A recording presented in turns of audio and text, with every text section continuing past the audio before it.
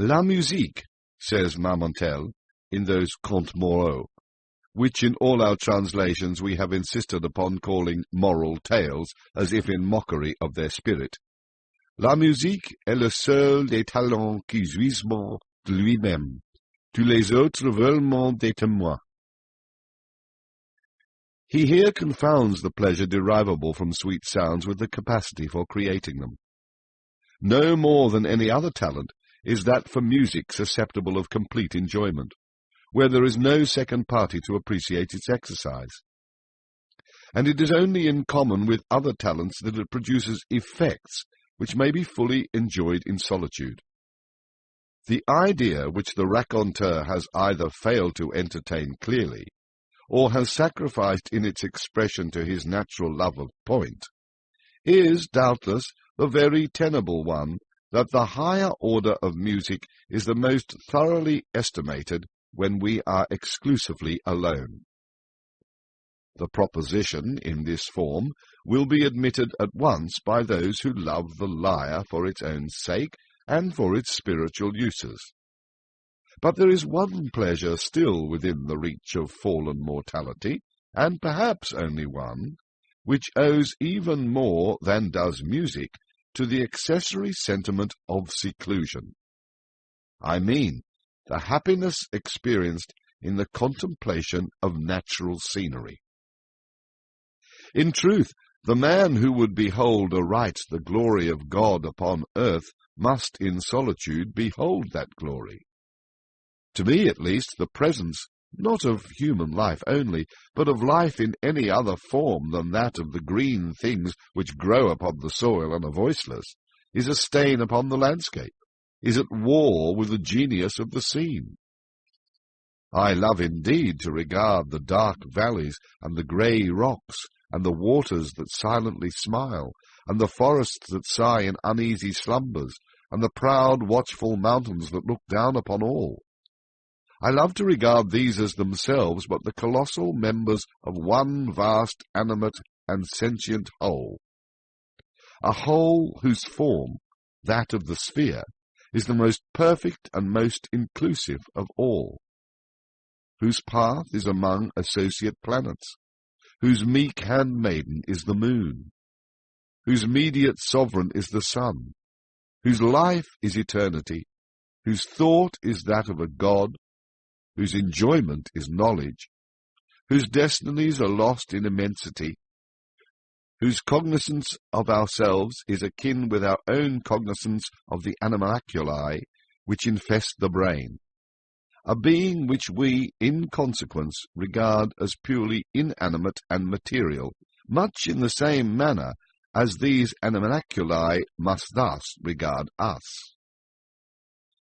Our telescopes and our mathematical investigations assure us on every hand, notwithstanding the cant of the more ignorant of the priesthood, that space, and therefore that bulk, is an important consideration in the eyes of the Almighty. The cycles in which the stars move are those best adapted for the evolution, without collision, of the greatest possible number of bodies. The forms of those bodies are accurately such as, within a given surface, to include the greatest possible amount of matter, while the surfaces themselves are so disposed as to accommodate a denser population than could be accommodated on the same surfaces otherwise arranged. Nor is it any argument against bulk being an object with God, that space itself is infinite. For there may be an infinity of matter to fill it. And since we see clearly that the endowment of matter with vitality is a principle, indeed as far as our judgments extend, the leading principle in the operations of deity, it is scarcely logical to imagine it confined to the regions of the minute, where we daily trace it, and not extending to those of the august. As we find cycle within cycle without end, yet all revolving around one far-distant centre, which is the Godhead, may we not analogically suppose, in the same manner, life within life, the less within the greater, and all within the Spirit divine? In short, we are madly erring through self-esteem in believing man, in either his temporal or future destinies, to be of more moment in the universe than that vast clod of the valley which he tills and contemns, and to which he denies a soul for no more profound reason than that he does not behold it in operation. These fancies, and such as these, have always given to my meditations among the mountains and the forests, by the rivers and the ocean, a tinge of what the everyday world would not fail to term the fantastic.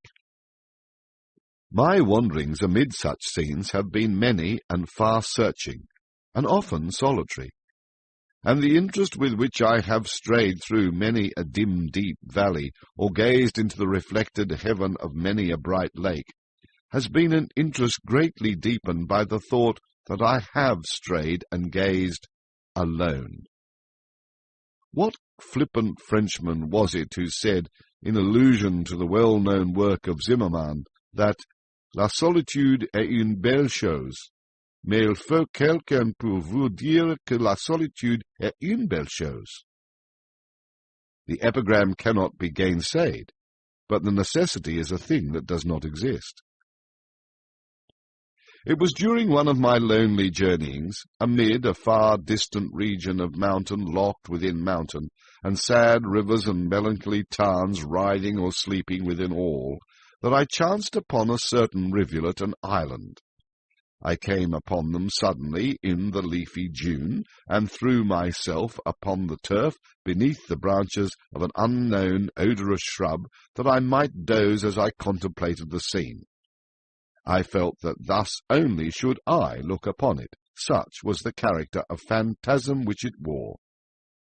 On all sides, save to the west, where the sun was about sinking, arose the verdant walls of the forest.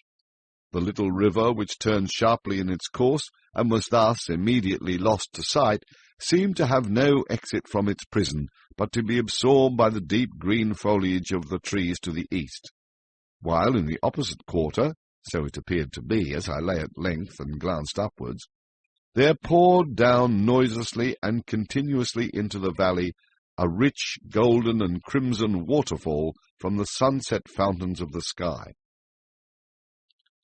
About midway in the short vista which my dreamy vision took in, one small circular island, profusely verdant, reposed upon the bottom of the stream. So blended bank and shadow there, that each seemed pendulous in air. So mirror-like was the glassy water, that it was scarcely possible to say at what point upon the slope of the emerald turf its crystal dominion began. My position enabled me to include in a single view both the eastern and western extremities of the islet, and I observed a singularly marked difference in their aspects. The latter was all one radiant harem of garden beauties.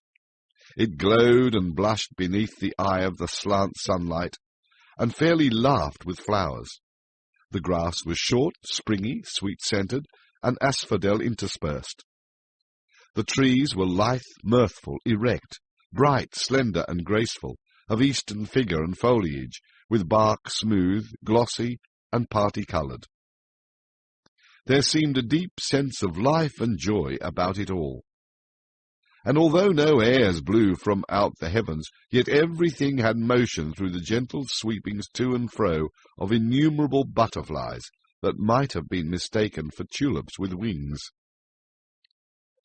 The other, or eastern end of the isle, was whelmed in the blackest shade.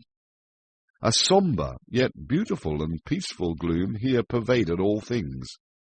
The trees were dark in colour and mournful in form and attitude, wreathing themselves into sad, solemn, and spectral shapes that conveyed ideas of mortal sorrow and untimely death. The grass wore the deep tint of the cypress, and the heads of its blades hung droopingly, and hither and thither among it were many small unsightly hillocks, low and narrow, and not very long, that had the aspect of graves but were not, although over and all about them the rue and the rosemary clambered.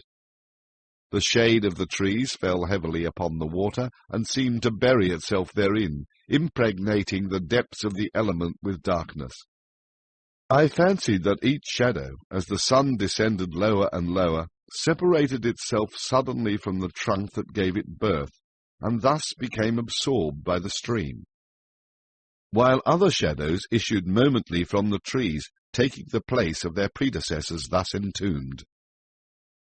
This idea, having once seized my fancy, greatly excited it, and I lost myself forthwith in reverie. If ever Ireland were enchanted, said I to myself, this is it. This is the haunt of the few gentle fays who remain from the wreck of the race. Are these green tombs theirs? Or do they yield up their sweet lives as mankind yield up their own?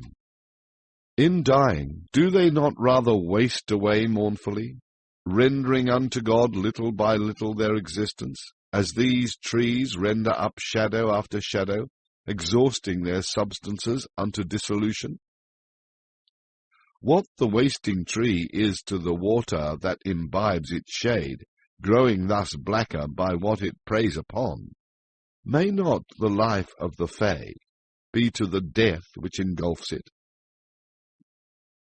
As I thus mused with half-shut eyes, while the sun sank rapidly to rest, and eddying currents careered around and round the island, bearing upon their bosom large dazzling white flakes of the bark of the sycamore, flakes which in their multiform position upon the water a quick imagination might have converted into anything it pleased. While I thus mused, it appeared to me that the form of one of those very fays about whom I had been pondering made its way slowly into the darkness from out the light at the western end of the island.